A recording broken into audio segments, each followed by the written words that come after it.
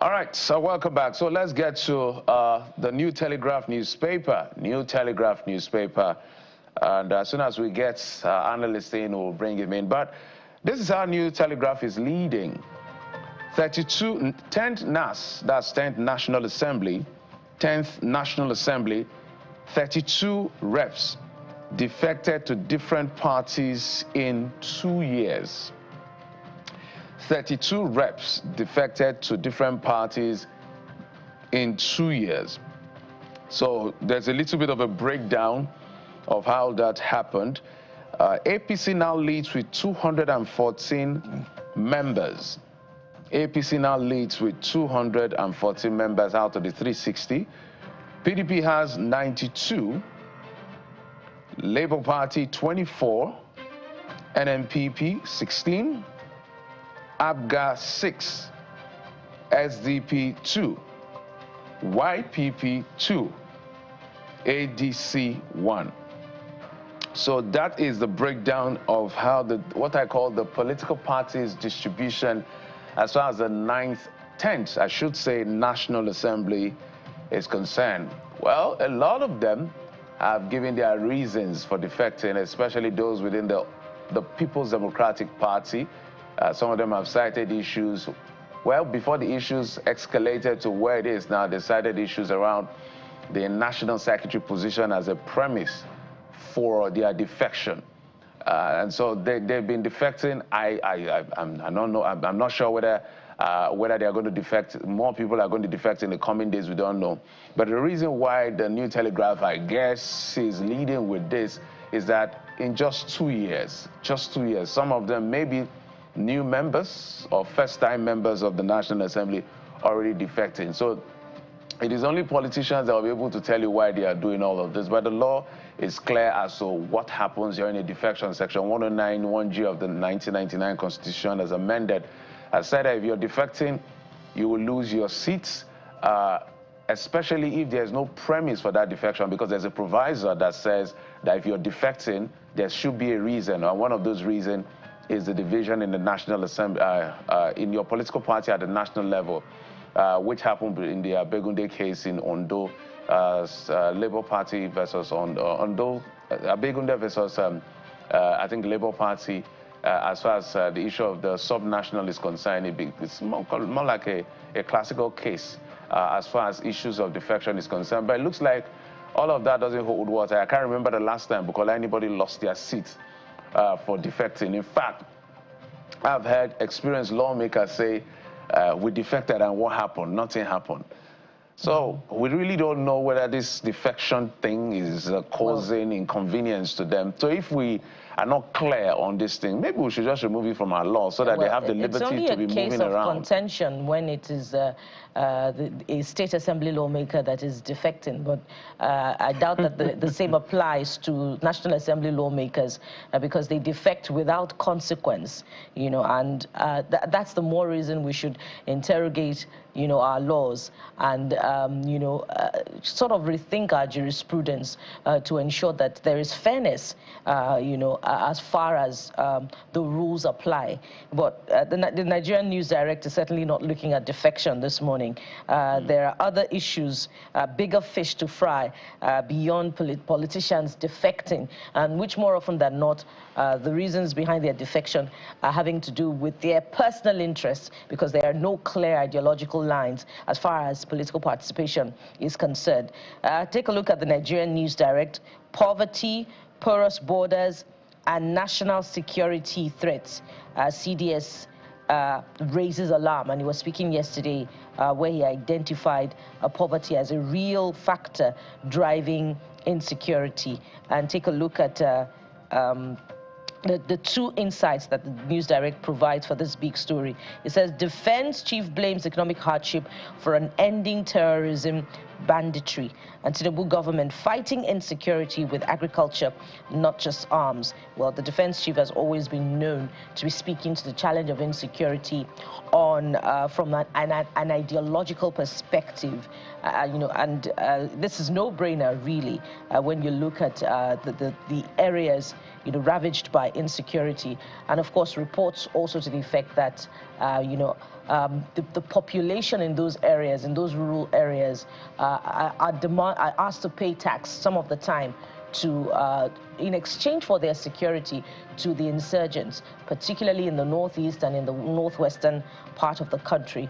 But I wonder if our analyst is with us now. Let's have Mr. Eniola. Okay, he hasn't joined yet, but we're expecting Mr. Eniola Akinkuotu of the Africa Report to join us much later on the program. That's it for the Nigerian News Direct, Jeffrey. All right, so let's move on to the next paper. Let's get to the Guardian newspaper. The Guardian is leading with issues around education. I like the way they always break things down with the Guardian newspaper on page 6. If you want to get in details of what is in the front page of the Guardian newspaper, their lead story, and you see flawed process, false disclosure, rock courses, varsities accreditation. So they listed things like academic content, staffing, physical facilities, funding, library, employers rating. So NUC is trying to do their job, but they've been able to highlight some of the things that are hindering or limiting their ability to be able to carry out their job and effectively deliver on their mandate: flawed process, false disclosure, rock varsities, courses accreditation. So there are yardsticks, if you will, a few yardsticks that you must, or hurdles you have to cross for your courses to be accredited in any university for those who have the opportunity to go to school. Now, if you don't cross those yardsticks, you will not, that course will not be accredited. So this is why this is being raised. This is important because this is fundamental to development. These are some of the social services. This is very fundamental. Education is a bedrock of any democracy, any form of development. Education and skilling. That's why I like to put it.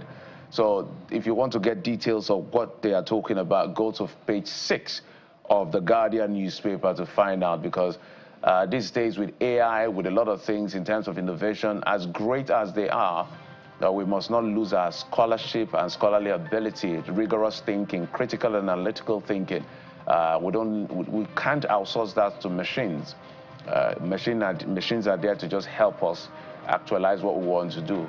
So this is quite critical, and that is why they are big on making sure that all the T's are crossed and all the I's are dotted as far as the issues of education is concerned. Bukola, you have the next one before we get to the conversation. Yes, indeed, Jeffrey. And the next one is the Daily Monitor, which also trails the path of the Nigerian News Direct this morning. Hunger, poverty fueling national security threats, and that's ascribed to the CDS, calls for unified national approach to combat hunger and poverty, urges community to deny criminals and terrorists sanctuary by supporting intelligence gathering, timely reporting, and community vigilance.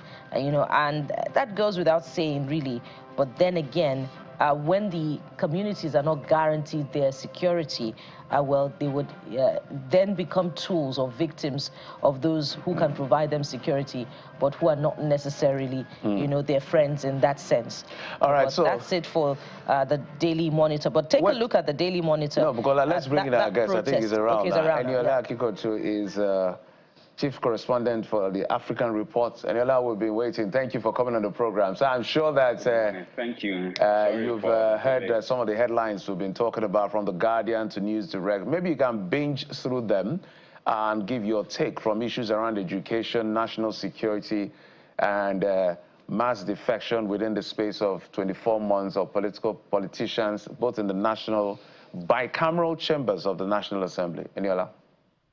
Yeah, it's quite interesting. I was doing some analysis some days ago regarding this defection. The defections, if you recall, when they were going to hold the elections for into the National Assembly, that is for electing the presiding officers, especially in the House of Reps, the APC was minority in a particular sense, because if all the opposition, if you put all the opposition in one camp, you realize that they're actually even more than the APC. But what you have today now is completely different. And in the Senate, if 5 more senators defect in the coming weeks, you will see a situation whereby the APC will now have 2/3 majority. It's also this in the House of Reps. If about 40 more decamp, then you have two-thirds majority. And then at the state level, in the houses of assembly, if you want to do a constitutional amendment, all you need is what, 24 states. The APC virtually controls 24 houses of assembly already, if you count Plateau State. That means that the APC soon might begin to enjoy a super majority, and that is that they can actually even do a constitutional amendment without input whatsoever from the opposition if things continue this way. And that's why a lot of people have been talking about their fears of possible one-party state. Because when the ruling party has such a super majority, and the opposition just become completely redundant. You know, so earlier on you were talking about the insecurity issue. I think, well, things are about to get worse. 2 weeks ago, I was with 5 or 6 other journalists where we sat down to interview Bill Gates, and then he spoke about, you know, the U.S. reducing funding, foreign aid for a lot of poorer African countries. And he was saying that it's from next year that we're going to begin to feel the real impact. Because it's not just the U.S. that is cutting foreign aid. You also have the likes of the UK and Germany also cutting foreign aid because the US is piling pressure on them to increase their security spending. And so what's happening is that they are now making cuts from certain budgets, aid budgets, which they're going to use to prop up their security budgets. And so at the end of the day, Africa is going to have a major problem. What we are facing now might be worse next year if our leaders do not wake up. So, Mr. Akinkuotu, just before we wrap up, the big story on the front page of The Guardian is rather compelling, and it's an exclusive. It bothers on our tertiary education sector. Take a look at the flawed process, false disclosure, rock courses, varsities, accreditations. You know, and what does this portend really for education in the tertiary education sector? Oh, it just means that things are going to get worse too. We already have a very low standard of education. And recall that this was one of the criticisms Nigeria had against universities in, for instance, Benin Republic. You know, a lot of certificates from Benin Republic are still not recognized by the Nigerian government. And so now we are now having this, our own internal problems as well. And so over time, definitely, it's when the standard of education falls. Also, you know, it has implications for virtually every sector in the country. I'm sorry, that particular story, I haven't read it in full, so I don't know the full thing. But from the headlines, I think those are things that I can take away. All right, fantastic, Daniela. Must thank you so much. He's the Chief Correspondent, Africa Report, joining us virtually right here in Lagos. Thank you for your contribution. Thank you, sir. Thank you very much. All right, well, we'll take a quick break. When we come back, we'll get to that very first conversation on the state of the nation. A federal lawmaker and also a veteran journalist will be joining us to break it down. Babafemi Ojudu will be our guest in just a moment. Stay with us.